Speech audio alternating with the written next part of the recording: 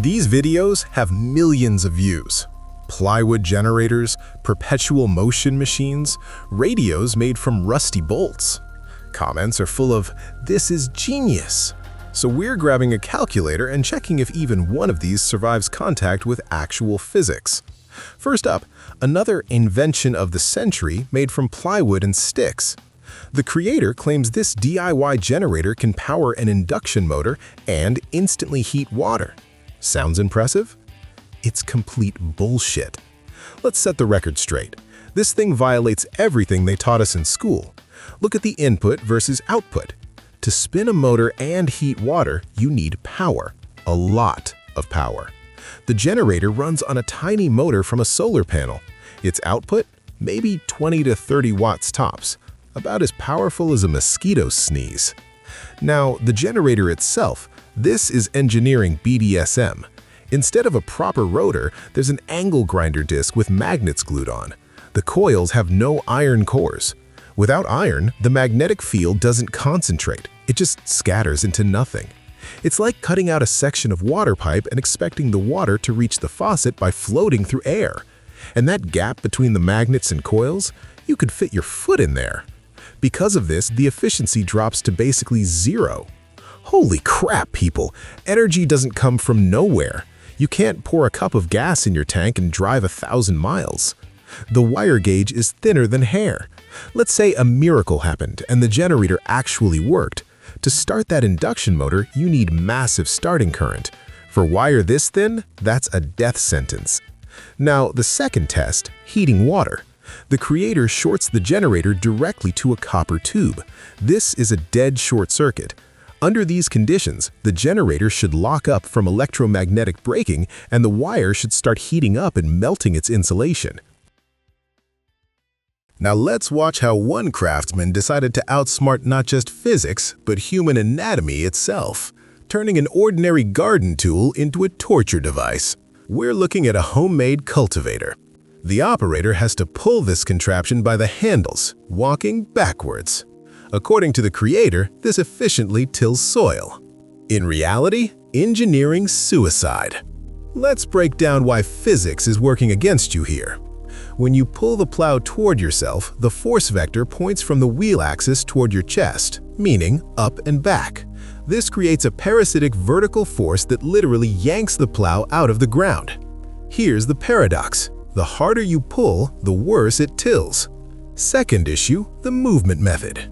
The creator suggests walking backwards. You're using weak muscle groups. They'll burn out and cramp up in 5 minutes. You can't see where you're going, you will trip eventually. If you're lucky, the plow won't land on top of you. To work with this kind of cultivator, even with modifications, you need at least 2 people. One to press down, one to pull. If you're working alone without motorized equipment, there's nothing better than a good old-fashioned hoe. Done with gardens. Now an amateur plumber who decided to save $4 on a hose at the cost of flooding multiple floors. The creator proposes repairing a cheap, flexible water supply line for a faucet, then paying for repairs for himself and his neighbors. Logic has left the building and is crying around the corner. Here's the process. Take a brass fitting from an old hose. Find some steel ferrules somewhere. You know where to get those? Drop it in the comments. Instead of a proper press, we're using a nut cut in half and a vise. Visually, the connection looks decent, but it's a ticking time bomb. Flexible supply lines don't fail because they're bored. They fail because the rubber has degraded, dried out, lost elasticity. Repairing an old hose is like treating gangrene with a Band-Aid. Cut off the rotten piece, it'll burst somewhere else next week. Now, about the technique. A vise only applies pressure from 2 sides. Factory crimping uses press pliers with a multi-sided profile, ensuring even pressure all around. When you squeeze with a vise, the ferrule gets crushed into an oval. Top and bottom, over-compressed.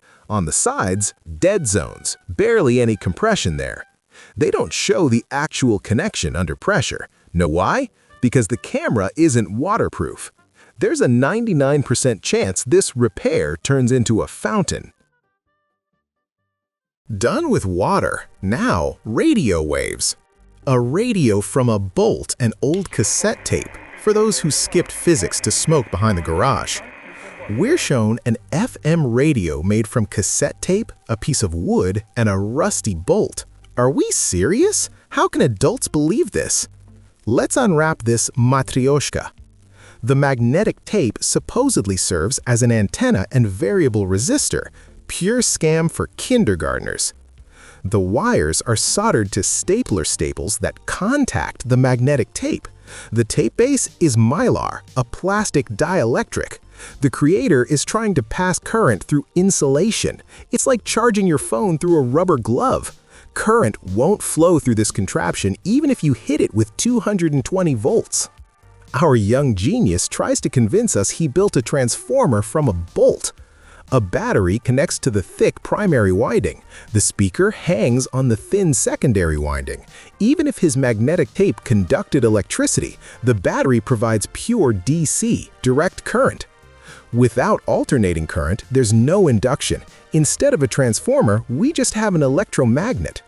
In the secondary winding, where the speaker hangs, absolute zero, silence. Done with kids' magic tricks, moving on to heavy artillery, real sabotage. Perpetual motion machine from a hub motor? Anyone order that? What the hell? This guy destroyed a working hub motor and cut up perfectly good transformers for this nonsense. Let's tear off this garbage and toss it back. Magnets are glued to the wheel rim. Nearby are cut open microwave transformers. When the wheel spins, magnets induce EMF in the coils. This energy supposedly returns to the motor through a little box, a diode bridge. Sounds smart? It's complete garbage. Look at the motor. All the control electronics are brutally ripped out, replaced with capacitors that are useless here. For the wheel to spin, you need to sequentially send pulses to different windings, creating a rotating field. That's what a controller does. If you apply DC directly from a battery, the rotor just sticks to one phase. This isn't a motor, it's a powerful electromagnetic brake. Conclusion: if the wheel is spinning, there's a hidden battery. Done with perpetual motion. For dessert, miracle welding. The creator claims a laptop charger melts metal. If this is true, he's looking at a Nobel Prize minimum. We take an old switching power supply, 19 volts, about 4.7 amps, clamp on the positive, an automotive spark plug with a graphite rod on the negative. The graphite glows red, melting metal.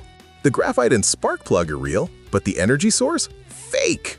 Main engineering fail. A laptop power supply isn't a welding transformer. It has hard protection. As soon as current exceeds the rated value, usually 5 to 6 amps, the controller instantly cuts power to save the laptop. In the video, the graphite is glowing red, which requires at least 10 to 15 amps at that voltage. Damn it all! This is like a bicycle pump inflating a semi-truck tire in 3 seconds. Believe that? Yeah, me neither. The stock power supply should have shut down in the first second. If it's working, that means the internals aren't from a charger, or the connection isn't from it at all. Free energy exists, it's called viewer trust, and as long as it lasts, perpetual motion machines will keep appearing. If you see garbage like this, call it out in the comments, and send the link for breakdown to us. We'll tear it apart.